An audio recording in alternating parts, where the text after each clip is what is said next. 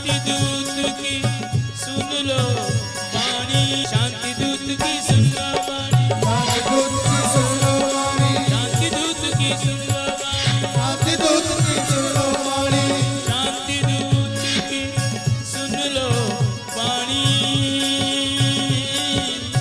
रहेगा नहीं किसी नैन में पानी। जिस मंदिर में आप आकर माथा टेकते हो उस मंदिर में आपके बेटे आपके साथ आए, आपके बच्चे आपके साथ आए, और जो कर्म आप अच्छा कर रहे हो उसको आपके बच्चे बढ़ा दें, तो समझना कि आप धर्मात्मा हो। और अगर आप ऐसा नहीं कर सके तो आई एम सॉरी टू से आप कृष्ण के पथ को आगे नहीं बढ़ा सके। ये जिम्मेदारी है हम सब हिंदुओं की। बजाय डिवाइड करने के, एक दूसरे को खींचने के, सीधे मार्ग पे जाओ। इतना तो कर सकते हैं ना, सिर्फ अपने बच्चों को तो सुधार, और बच्चों को मंदिर में माथा टेकवाना, उनको कथा सुनवानी से प्रवचन। अब यहां पे प्रॉब्लम क्या है? आप में से कितने ऐसे लोग हैं जो अपने नाती पंथियों के साथ आए? बताइए। आखिर उन पर टाइम ही नहीं हमारे लिए, इतनी मुश्किल है। फिर आप जो मंदिर बना रहे हो, इन मंदिरों में मत्था कौन टेकेगा? इन ठाकुर की पूजा कौन करेगा? ये जो अभी कथा हो रही है इनको सुनेगा कौन फिर आगे? मेरे भाई बहन, learning good things may be easy, but living bad habits are very difficult. अच्छी बातें सुनना, अच्छी बात समझना एक आसान बात है, लेकिन उन्हें जीवन में उतारना और बुरी आदतों को छोड़ना बहुत मुश्किल काम है। हम लोग सुन तो लेते हैं, पिछले 7 दिन से आंधी कर रहे,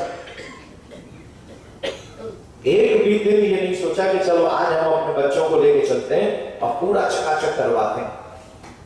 क्योंकि आपको भी कहीं ना कहीं पता होगा कि हमारे बच्चे शायद जो भी हो, लेकिन आपको इतना जरूर अपने धर्म के लिए उपकार करना चाहिए आपको कि अपने आने वाली पीढ़ी को धर्मात्मा बना जाओ। बस इतनी ड्यूटी तो निभाओ।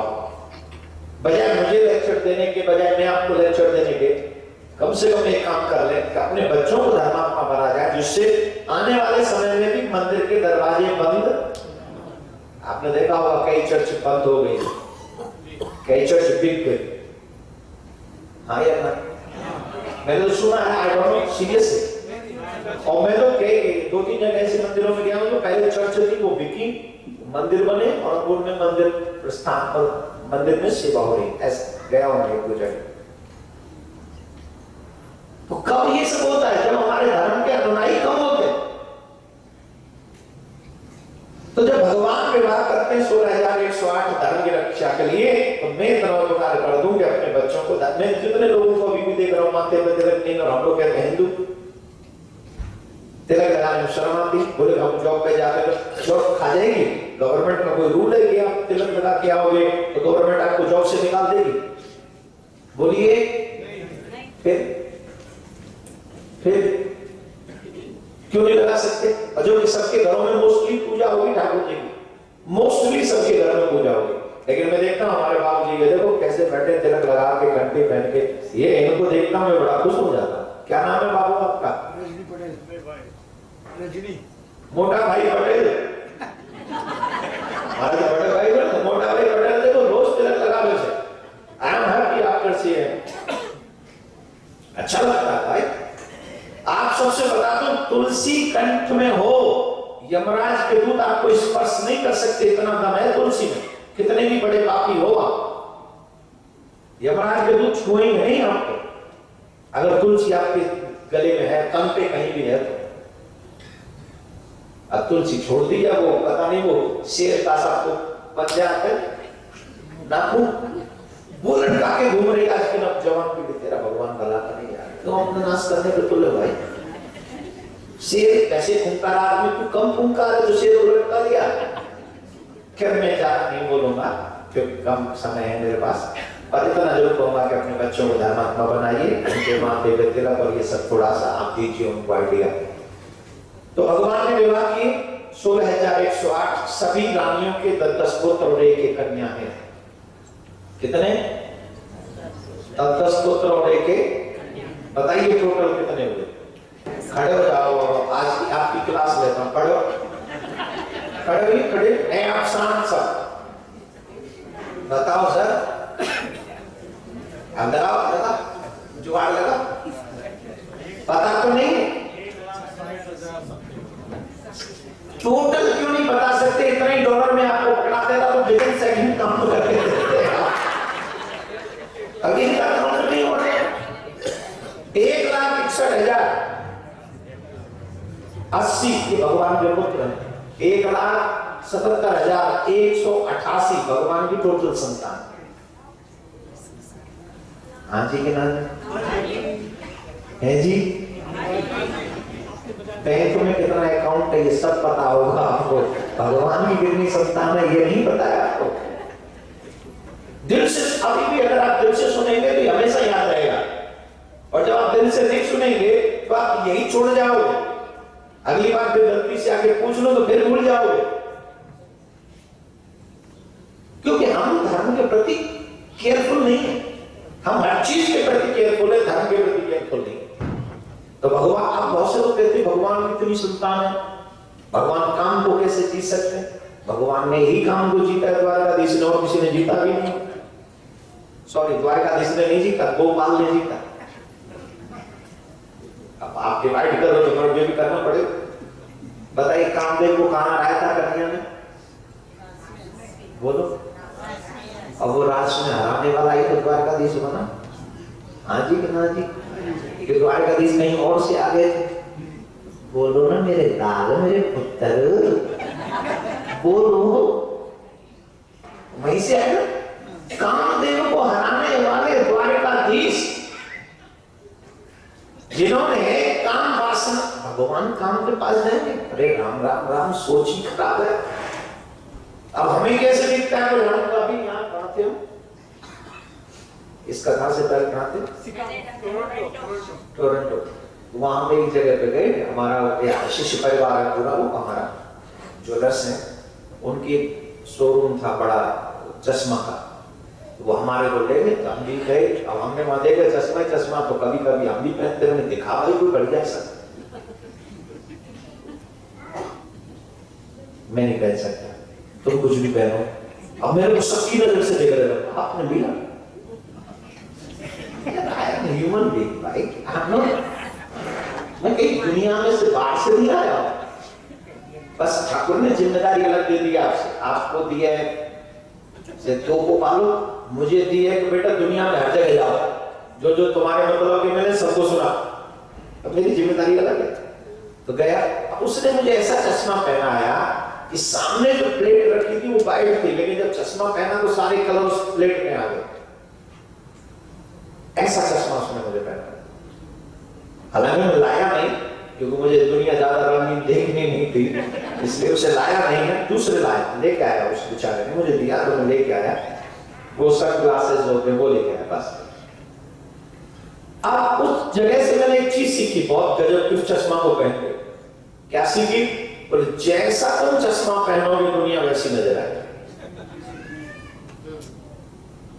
जो लोग क्रोधी होते हैं वो पूरी दुनिया को क्रोधी समझते हैं, जो लोग शांति प्रिय होते हैं वो पहल करते हैं कि दुनिया में शांति हो, उनको लगता है दुनिया शांति ही हो जाएगी। और जो लोग लालची होते हैं उन्हें दुनिया पूरी लालची लगती है। जो व्यक्ति जैसा होता, धूप में धूप का चश्मा पहनो, दुनिया ऐसी काला पीला चश्मा जैसा पहनोगे दुनिया वैसी नजर आएगी। अब हम लोग क्योंकि वासना में 24 घंटे रहते हैं, श्रवण भी उतना ही गंदा है, दर्शन भी उतना ही गंदा है, वाणी भी उतनी गंदी है, चरित्र भी उतना ही गंदा है, तो भगवान श्री कृष्ण का चरित्र हमें समझ आ ही नहीं सकता। हमको लगता है कि भगवान ने काम को कैसे जीत लिया, उनकी तो इतनी संतान थी,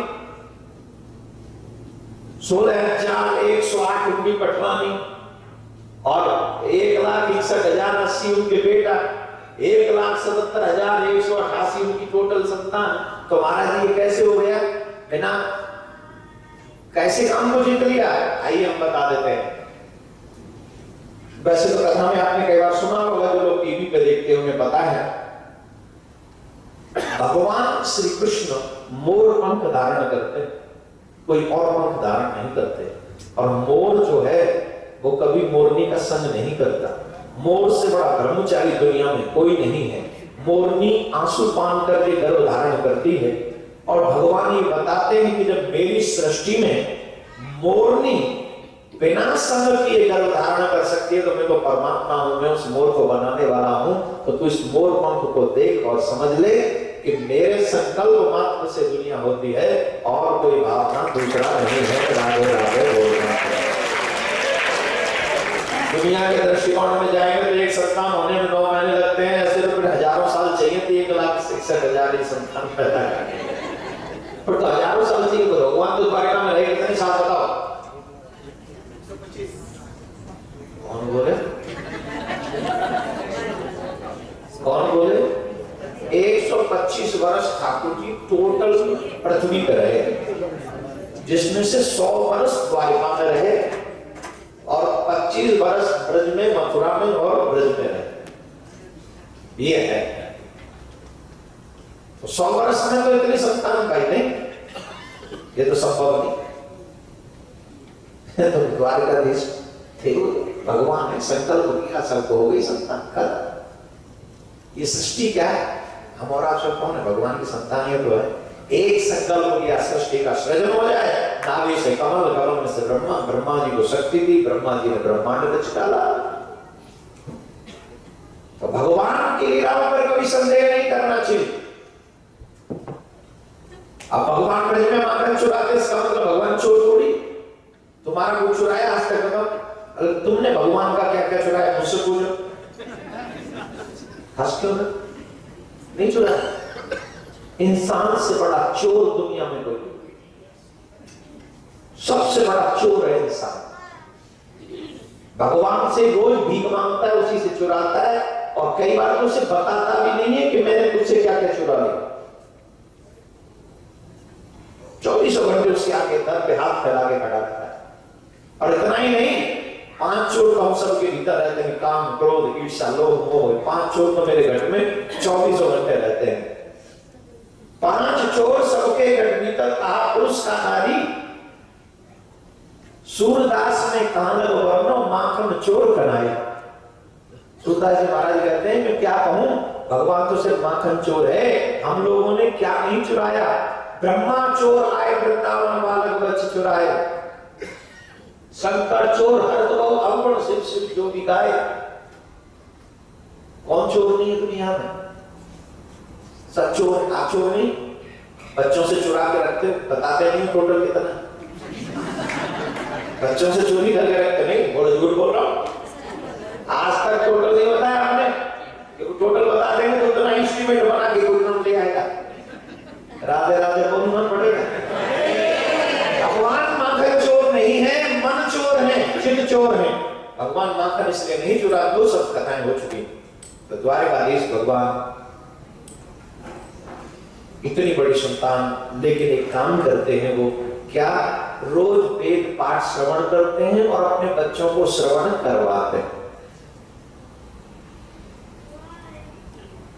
पुराण सुनते हैं, पुराण सुनवाते हैं। आजकल ये हम लोगों में नहीं है। अब हम पुराणों की कथा नहीं सुनना चाहते। हम बूढ़े बूढ़े आके बैठे, हालांकि हम बुजुर्ग नहीं है, काफी अच्छे लोग, जवान लोग भी बैठे हैं, लेकिन उतनी संख्या में जितना होना चाहिए हमारे घर में। अब क्या है, अभी छुट्टी हो गई, सबको आ जाना चाहिए था। आप अगर स्टिक होते, आप अगर बार बार कहते तो आ नहीं सकते, आ सकते थे, पर आने की चाह हो तब ना। आप जाइएगा घर में, रात को लेट नाइट आज वो मिलेंगे, आज वो आपको है जी। चलो अच्छा खेलो गरबा। अब गरबा भी एक भगवान की लीला का स्वरूप है, लेकिन उसको आजकल लोगों ने थोड़ा माफ करना। मैं बोलूं कि नहीं पता नहीं, बोल दो। क्यों बोल दूं? मैं बोल देता हूं तो कुछ। सच ये है कि आजकल लोगों ने गरबा को दूसरा रूप दे दिया। अब वो गरबा गरबा नहीं रहा, अब तो गरबा सरवा हो गया। गरबा कम, सरवा ज्यादा। अब गरबा में और डिस्को में ज्यादा अंतर नहीं। आई एम सॉरी, अगर किसी को बुरा लगे तो भैया माफ करना, ये पर्सनल मेरी थिंकिंग हो सकती है, तो आप इसे इंक्लूड मत होना। अगर आपको लगता है गरबा अच्छा है तो मुझे भी लगता है गरबा अच्छा है, ये समझ। मैं आपके रंग में रंग जाता हूं ना, और सच तो जो सच है। अभी न्यूज सुनी थी, एक दोस्त ने गरबा खेलते खेलते अपने दोस्त को, सुनी कि नहीं, हम गरबा खेलने गए थे कि भैया मृत्यु का मर्डर खेलने गए थे, क्या करने गए, कुछ गड़बड़ होगा तब ना। और फिर मुझसे ज्यादा एक्सपीरियंस आपको है, हमारी यूपी में तो उतना भी गरबा होता नहीं, हमारे यहाँ तो जो भी होता है वो सब है नहीं, रास नहीं होता, पूरी यूपी में थोड़ी होता है, रास तो वृंदावन में होता है, रास से वृंदावन। पर जो भी लिमिट वो सब छोड़ के मैं क्या कह रहा था, भगवान पुराण सुनते और बच्चों को सुनवाते। अब ये सब काम भगवान क्यों करते हैं? उन पुराणों में भगवान की तो कथा है, उन्हें क्या पड़ी है कि अपनी कथा खुद ही सुने? क्या जरूरत है? इसलिए जरूरत है कि भगवान कह रहे हैं कि सब मेरी संतान है जो मेरे सामने बैठी, और ये जो संतान है ये वही करेगी जो मैं करूंगा, और मेरी जिम्मेदारी है कि मैं बचपन से ये सब चीजों में सिखाऊं। जो माँ बाप करते हैं वो बच्चे करनी उस, और मैंने भगवान बार बार न कह लो भाई, मुझसे मुझे कहना भी अच्छा नहीं लगता है। अभी हमारे घर में 2-4 छोटे छोटे बच्चे हैं, वो अपने आप भजन गाते हैं, वो अपने आप जो कुछ हम तिलक लगाते हैं बच्चे अपने आप तिलक लगाने लगते हैं। कभी कभी हम डांटते हैं कि नहीं लगाओगे तो ये नहीं मिलेगा, वो लगाते। अब अगर वो बचपन से लगाएंगे तो जीवन भर लगाएंगे, और जब बचपन में उन्हें हम फ्रीडम दे देंगे तो वो कभी तिलक नहीं लगाएंगे। हमने नहीं कहा कि तुम भजन गाओ, वो अपने आप गाते हैं। हमने नहीं कहा, जब वो मंदिर में जाते हैं तो जैसे हम प्रणाम करते हैं वैसे वो करते। देख हम देख तो करेंगे।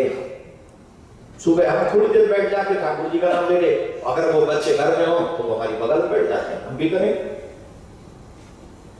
आप ही नहीं करोगे तो बच्चे कहां से करेंगे? भाई आप प्रेशर नहीं देते उनको, प्रेशर तो देना पड़ेगा ना अच्छा बनाने के लिए, कि नहीं भगवान ने दिया, भगवान ने सुनाया, इसके बावजूद भी भगवान के बच्चे बिगड़ गए। बिगड़ेंगे नहीं?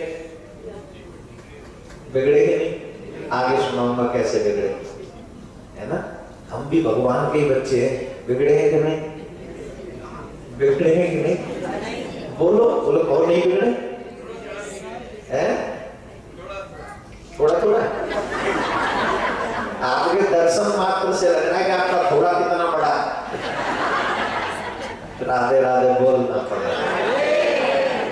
हम ब्रजवासी हैं, हमारा स्वभाव ऐसा ही है, थोड़ा हास्य विनोद करके चलने का, और कहीं बात समझाने का मौका मिल जाए तो डीपली जाके समझाने का स्वभाव है हम लोगों का। जैसे कभी कोई ज्यादा सीरियस समझा देना तो उसे दिल पे मत लेना, कहीं मेरे जाने के बाद मेरी बुराई शुरू कर दो, कसम लगे तो मैं जो कुछ कहना मेरे मुंह पे कह देना, बुराई पीछे से मत करना, वरना तुम्हारे द्वारे आदेश तो मैं माफ नहीं करेगा। जो कुछ कहना मेरे मुंह पे कह देना।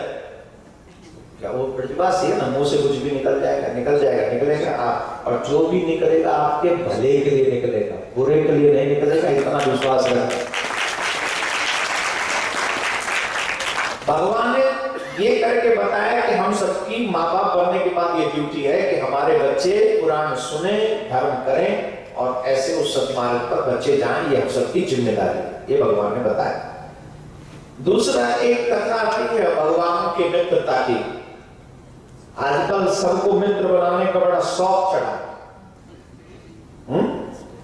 सोशल मीडिया पे देखो मित्रता की होड़ लगी पड़ी है कि इसके पास कितने वो हैं, क्या बोलते उसको, फ्रेंड रिक्वेस्ट या फॉलोअर्स या लाइक करते हैं। बहुत आप लोगों ने मुझे फॉलो किया कि नहीं कभी फेसबुक पे? ये कथा भी चल रही है, देखो ये 1 2 3 जगह पे चल रही है कथा। और जब हम यहाँ से आगे जाएंगे कथा करने तो वो भी आपको, और फिर एक चीज अच्छी है, हमारे फेसबुक पेज को जब आप लाइक करेंगे, एक चीज अच्छी है कि रोज सुबह जब आपका होगा तो वृंदावन से प्रिया कांजू की आरती का दर्शन आप लाइव रोज करेंगे। ये बहुत बड़ी बात है, रोज। अब आप कहेंगे बोले हम क्या, इस इसके लिए अच्छा है ना, तुम कहीं भी हो उस टाइम आपको पता है जिस टाइम आरती होगी, आप कहीं भी ओपन कर लीजिए और वृंदावन से 5-10 मिनट के लिए जुड़ जाइए एवरीडे। ये कम बड़ी बात नहीं, जो समझते हैं किस्मत वाले उनके लिए बड़ी बात है, और जो बेचारे ऐसे ही अपने ऐसा में सिर्फ शाही पनीर खाने में जिंदगी गुजारा, उन्हें क्या पता, बेचारे ने क्या लेना देना, उन्हें तो उसके बाद पता चलेगी। क्या बोले बैतरणी नदी के बाद याद आई बैतरणी, तीसरे दिन सुनाई थी, 100 योजन लंबी है, हड्डियों का किनारा, बीच में वो बड़े बड़े, आ रही है टेंशन हो रही है ना, बात तो करनी पड़ेगी ना, क्या करें, या तो धर्मात्मा बन के करो या पापी बन के करो। पापी बन के करोगे तो पता चल जाएगा, और धर्मात्मा बन के करोगे तो स्वयं देवदूत आएंगे और आपको पार करा जाएंगे। बोलो राधे राधे, जोर से बोलना। हम क्या कह रहे थे, मित्रता की बात कह रहे थे। मित्र हो तो कैसा, बोले कृष्ण जैसा।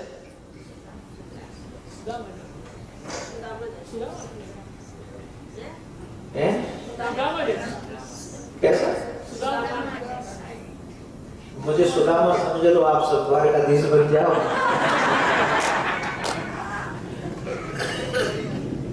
सुदामा की क्या विशेषता थी, वो तो दीन थे ही, वो तो शुद्ध थे ही। महानता तो द्वारकाधीश की है जो उन्होंने अपना बड़प्पन जाहिर नहीं किया, उन्होंने अपनी भगवत्ता हावी नहीं होने दी, उन्होंने अपनी राज सत्ता के गुरु को अपने ऊपर हावी नहीं होने, ये भगवत्ता और की। जितने भी लोग यहाँ बैठे हैं, मैं आप सबसे कहूंगा मेरे भाई बहन, इन दुनिया के झूठे लोगों में सच्चा मित्र ढूंढने की गलती मत कर देना। झूठे लोग हैं, इनके चेहरे किसी और तरीके के हैं, अंदर कुछ और बोलो, परत पे परत बोलो, अलग अलग परत नहीं तो एक परत हटा दो दूसरी परत अलग टाइप की होगी, तीसरी हटा दो चौथी किस्म की होगी। ऐसे दुनिया का मुखौटा है, इन पे यकीन मत करना। हमारे ब्रज के संत ने बहुत अच्छी बात लिखी है, बहुत प्यारा भजन है। देख लिए तेरे दुनिया वाले, मुख जिनके उजले मन उनके काले, होके दुखी मैंने तुमको पुकारा, इस दुनिया में मुझे भेजो ना दोबारा। ये सच तो है, जिनके फेस वाइट वाइट दिखते हैं वो सब वाइट है अंदर से, हैं? जोर से दो। शुक्र है आप कह रहे हो, अगर मैं कह देता तो मुझ पे यहाँ का कोई एक टिश्यू कर देता। हमको भगवान, हमको देखो महाराज ने ऐसे बोल दिया काले, मतलब नहीं। पूज्य महाराज श्री का स्वप्न विश्व में शांति और घर घर में भगवान के नाम का वास, इस संकल्प को एक महाअभियान बनाने का बीड़ा उठाया है श्रद्धेय शांति दूत श्री देवकी नंदन ठाकुर जी ने। भौतिकता के दौर में भटक रही युवा पीढ़ी को भी अपने महाअभियान से जोड़कर उनको भी भगवत भक्ति के रस से सराबोर करने का दृढ़ निश्चय किया है महाराज श्री ने। साथ ही विश्व शांति सेवा चैरिटेबल ट्रस्ट महाराज श्री के अध्यक्षता में अंतर्राष्ट्रीय स्तर पर भगवत भक्ति के प्रचार के साथ मानवता की सेवा के लिए भी प्रतिबद्ध है। जरूरतमंदों की सहायता और विषम परिस्थिति में महाराज श्री ने सदैव सबके लिए अपना हाथ बढ़ाया है। आप भी श्रद्धेय शांति दूत श्री देवकी नंदन ठाकुर जी के महाअभियान में अपना पुनीत सहयोग प्रदान कर सकते हैं। फाउंडर मेंबर 5,51,000 रुपए, समिति मेंबर 2,51,000 रुपए, कार्यकारिणी मेंबर 1,21,000 रुपए, सहकार्यकारिणी मेंबर 51,000 रुपए, आजीवन सदस्य 1,100 रुपए। आप अपना सहयोग विश्व शांति सेवा चैरिटेबल ट्रस्ट के भारतीय स्टेट बैंक मथुरा शाखा के खाता संख्या 3088094445 में जमा करा सकते हैं। मासिक पत्रिका शांति संदेश एवं महाराज श्री द्वारा गाए हुए सुंदर सुंदर भजनों की सीडी व श्रीमद् भागवत कथा एवं श्री राम कथा के डीवीडी सेट प्राप्त करने के लिए संपर्क करें। ज्योति music company, Shanti Seva Dham, Chhatikara, Vrindavan road, Vrindavan, Mathura, Uttar Pradesh. Phone number 0735 111 221, 0735 111 331। Delhi कार्यालय C5/90, first floor, sector 6, Rohini, Nai Delhi 110085। Phone number 011-47564-008, mobile 9212210143। Website www.vssct.com, www.shantisevadham.in, email info@vssct.com, twitter DN/ठाकुर/G, फेसबुक देवकी नंदन ठाकुर जी, VSSCT।